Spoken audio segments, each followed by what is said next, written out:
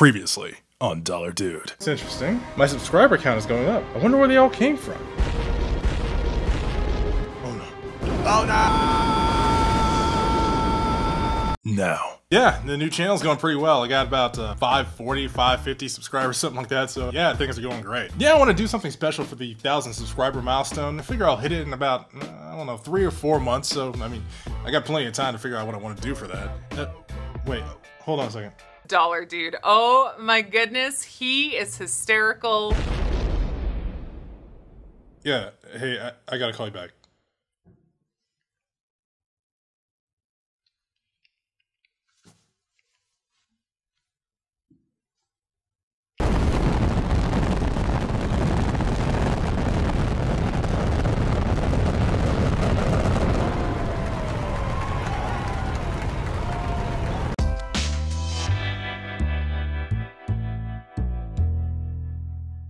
What is up, my fellow money minions? My name is Troy, also known as the Dollar Dude. Welcome to another video, and as all the money minions out there know, we talk personal finance and building a life full of financial freedom here, and we keep it as simple and as real world as possible. So if you're down with that and you're not yet a minion, hit that subscribe button and the little bell icon next to it so you don't miss a thing. Minions, you guys are awesome. I don't think I've told you that enough because we have officially hit 1,000 plus subscribers. It's actually 1,200 plus subscribers, but the phrase 1,000 plus subscribers performs better in search. Every day I be hustling. I actually, no joke, was planning out things to do for my 1,000 subscriber milestone that I thought was gonna happen in like, I don't know, 3-4 months from now. But Angela from Our Life on a Budget came out with her channel spotlight video and was like, nah, you're gonna be at like 1,200 or something tomorrow, cool? And I was like, oh, okay, cool. Seriously though, huge thanks to Angela, and welcome to all the Our Life on a Budget fans. I am absolutely honored to have you guys here. So anyway, since I wanted to do something special for the milestone, I immediately took to Instagram, Facebook, and Twitter and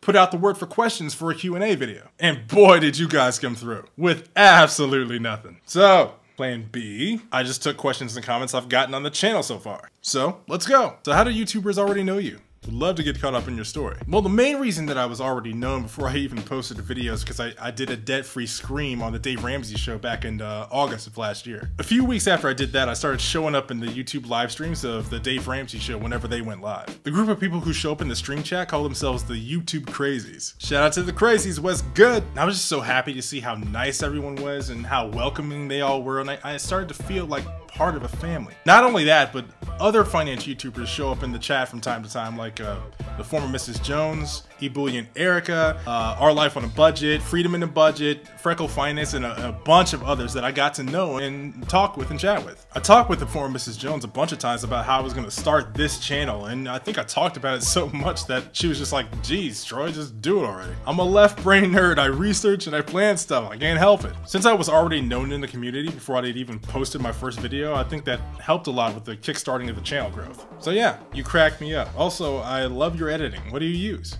Thanks! And congrats with almost being done with your student loans. Actually, I use Premiere Pro CS6 and After Effects CS6. I haven't upgraded to the Creative Cloud versions yet because I'm on a budget. Video editing is awesome. It can be a bit tedious in the quick jump cut style that I use, but I love it. Amazing editing skills. Any plans for a how-to on editing for us less skilled? Sure, I can do a bit of an editing tutorial if you guys want that. Let me know in the comments if anyone would want to see something like that. I just have to figure out how to write jokes about video editing. Jeez, and I thought my video on IRAs would be the toughest thing to try to make funny, but I accept your challenge, Sarah. The former Mrs. Jones sent me here, but as soon as I heard that voice, I thought, OMG, the voice actor who did a debt-free scream, yay! This isn't a question, I just love this comment. In fact, I think I'll turn this into more of like a reading your comments video too. Your videos are great, although I still don't know what get bodied means. Webster's dictionary defines the phrase get bodied as to kill or destroy or eviscerate.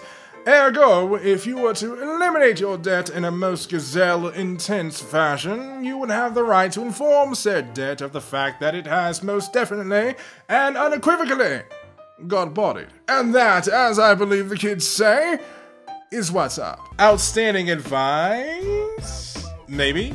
I don't know. I hope so. Oh, and 401k for dummies, upside down smiley face. Okay, get debt free, except your house, contribute to your 401k up to your employer match, max out your Roth IRA. Then if there's any left, go back to the 401k, buy a couple diversified growth mutual funds or index funds with as low an expense ratio as possible. Check on it every 6 months or so to see if it needs a rebalance. Boom. Most debt-free videos are from women, so it's wonderful to see a man putting it out there. My husband can't relate to the woman, he says. You know, I've wondered this too. There are tons of guys out there with investment channels and Forex channels and real estate channels, but there are very few guys out there talking about common sense, debt-free, don't do stupid stuff, personal finance. There are a lot of couples and families out there doing this, but there's not a whole lot of solo guys. Why is that? Personally, I think that financial freedom is something that should appeal to everyone. In fact, I only know of 2 other channels featuring solo, male, debt-free focused finance YouTubers like myself. So check out Mark and Dennis. I'm going to leave their links in the description below, so show them some love, tell them I sent you. What are your thoughts on index funds after 401ks and Roth IRAs are maxed out? I personally think index funds are fine. I even use a few of them in my Roth IRA and my 401k. Index funds aren't actively managed, so the fees are lower too. If you're investing, I say that having actively managed funds and index funds are a good way to get the best of both worlds. By the way, Freedom in a Budget, fantastic channel. Kelly is awesome. Check her out if you haven't already. And Kelly, thank you for the shout out on Instagram the other day. I would love to know more about you and your personal journey following Dave and what baby step you're on. For those familiar with the Dave Ramsey baby steps, I am on baby step 7. A lot of people ask me, how in the world did I get to baby step 7 so fast? A couple of years ago, my aunt passed away from breast cancer, and she wasn't married, and she didn't have any kids or heirs, and she didn't have a will. So everything she owned went to my grandmother, including her paid-for home. This happened when I was just starting to get my finances back on track, and I was starting to make good money at my primary job. So the house was just sitting empty. The grass was growing up, and no one was taking care of the house. Plus, the insurance wasn't going to cover a vacant home, and property taxes would just go up. So I offered to purchase the home from my family, and they sold it to me at less than 10% of the actual value of the home, which for me was an insane deal. So I paid cash for it, and my grandmother signed over the deed to me. All this happened before I was truly committed to the baby steps, so that's why the home purchase part was done out of order. So that's how I have a paid-for house just 3.5 years after starting my debt-free journey. It's not the prettiest, flashiest home, but it's paid for. I think most in my situation might fall into the temptation to sell this home and use it to put a bunch down on a home in a nicer, wealthier part of town. But instead, I'm choosing to live below my means and use the fact that I have a paid-for home and no debt to build wealth lightning fast. So that's my story on how I have a paid-for house at such a young age. It's a bittersweet story, but I believe my aunt would be proud of me right now. Wow, that got real.